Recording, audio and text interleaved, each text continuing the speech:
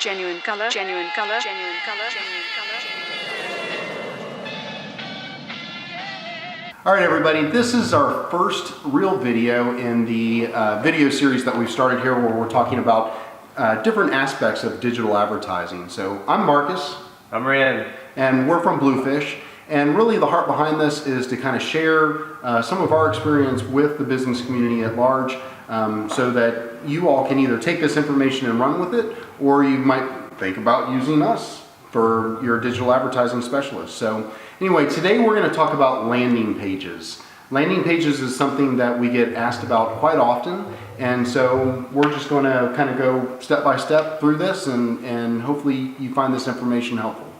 Sure, and I'd like to a landing page is a lot more than just a website that you throw up on WordPress and put your logo and your, there's an actual science behind it. There's a way that your brain analyzes a web page, just like if you read English, you read from left to right. If you read Chinese, you read from top to bottom. So when you're designing and customizing that web page to be cohesive with your brand, there's a lot of things that you need to keep in mind, and we'll kind of talk about that now, right? Yeah, and so one of the things that we always hit on is that it's more important that the landing page convert than it be the most beautiful landing page ever. Because really what you're going to do is, the purpose of a landing page is if you're running AdWords campaigns, and we're going to talk about that in a video coming up soon, but if you're running AdWords campaigns or if you're running Facebook ads, just sending them to the homepage of your website is not enough. You need to have a landing page that's really putting the information out there about what it is that they're looking for. So that's what we call a unique selling proposition. So when somebody lands on the page, you're giving them your USP, your unique selling proposition,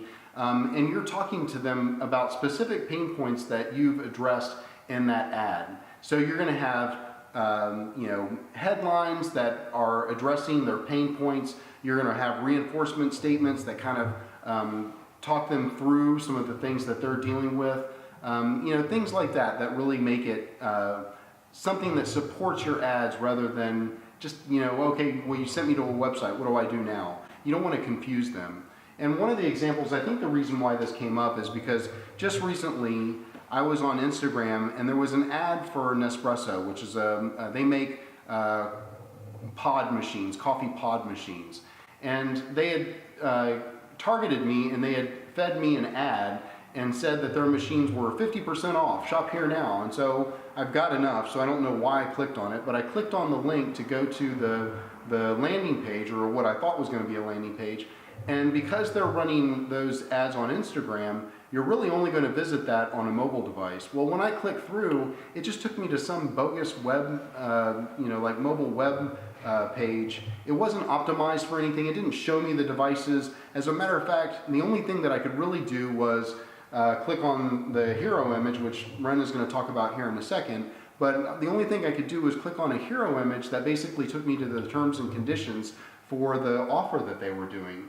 So they totally missed the boat. Not to call Nespresso out because I really like your product. Call us.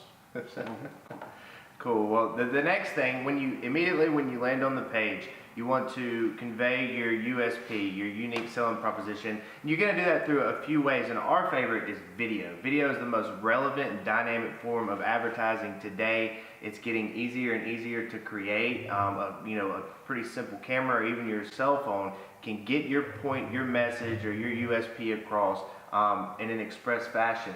They say the human attention span is like 8 seconds, which is really quick.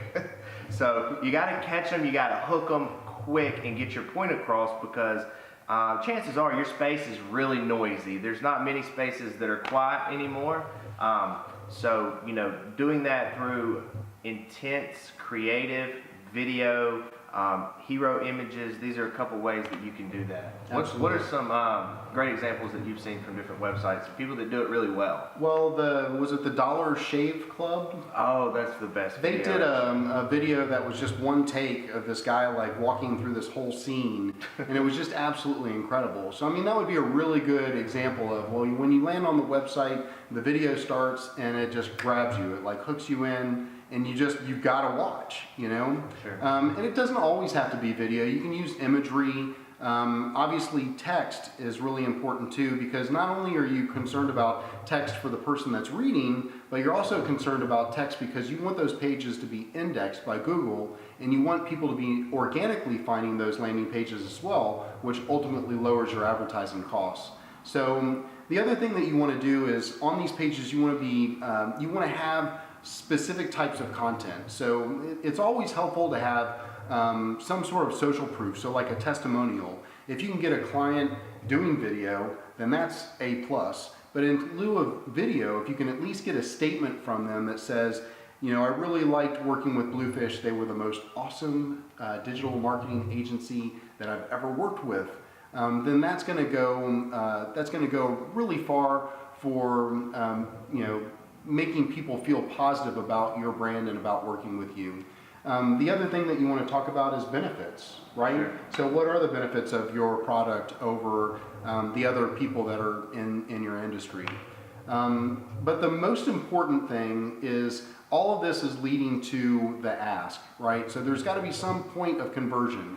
You're either wanting them to opt into an email newsletter, or you're wanting them to buy a product, or you're wanting them to join a membership. You may have an ebook that you're trying to get them to download, which is a lead magnet, which we'll talk about in another video. Okay, so conversions. Let's say that you're an accountant and you're wanting to collect email addresses to send out a newsletter and hope to convert new clients. Well, one way that you could do that is a tax time checklist. So you offer up a guide of things that you should bring into your accountant's office when it's tax time that eases the transition into getting your taxes prepared. This does two things. Number one, it provides value for the user. So they're getting value by giving their email address. So it's kind of a trade situation, right? You're giving them a checklist, an easy to use resource, and by doing that, they're giving you their email address where then you can market to them later on. Absolutely. And so you can, once you get to that point, once they've opted into receiving that lead magnet, whatever it is, you can take a couple of different actions after that, and we're going to talk about those. So digital digital marketing includes things like drip email and marketing automation. And we're going to have videos about those as well. So it's not enough nowadays just to send somebody a monthly email newsletter. I mean, that's basically the bare minimum of what you might want to do.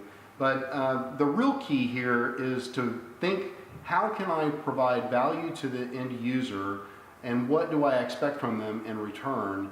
And you're looking for places where you're setting yourself up as the expert, right? So he mentioned a checklist for an accountant. Well, by doing that, they're thinking, well, this person really must know their stuff. And we've got a digital crash course, a digital marketing crash course on our website. Some of you have seen that. We've also, by this time, hopefully we've got some SEO checklists and things like that that we're offering through our website as well. And so those are all things that are setting us up, because we have experience that other people are looking for. Those are all things that are setting us up as the expert in our field. So the other thing that you'll want to pay attention to when you're building out these landing pages is color, the arrangement of the information on the page. There's got to be kind of a flow to the page, so you're not just immediately hitting them with the ask.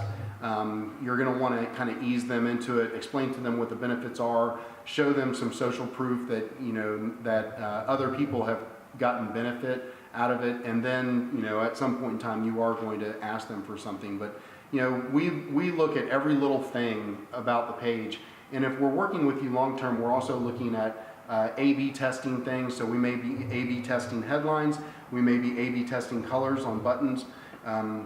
It really runs the gamut of testing that you can do, and all in this effort to increase the conversions on that page, so that when you're spending thousands of dollars on Facebook ads or Google AdWords campaigns, that when they hit those pages, that it's actually working for you and not against you. So yep. That covers it, I think. Yeah. So that about wraps up landing pages. If you guys have any questions, specific questions or comments, just make sure to leave those in the comments below. We really want this to be a conversation.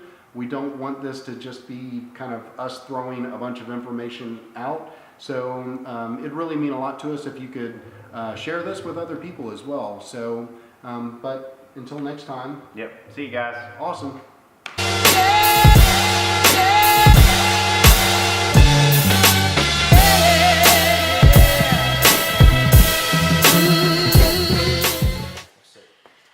Hey guys, welcome to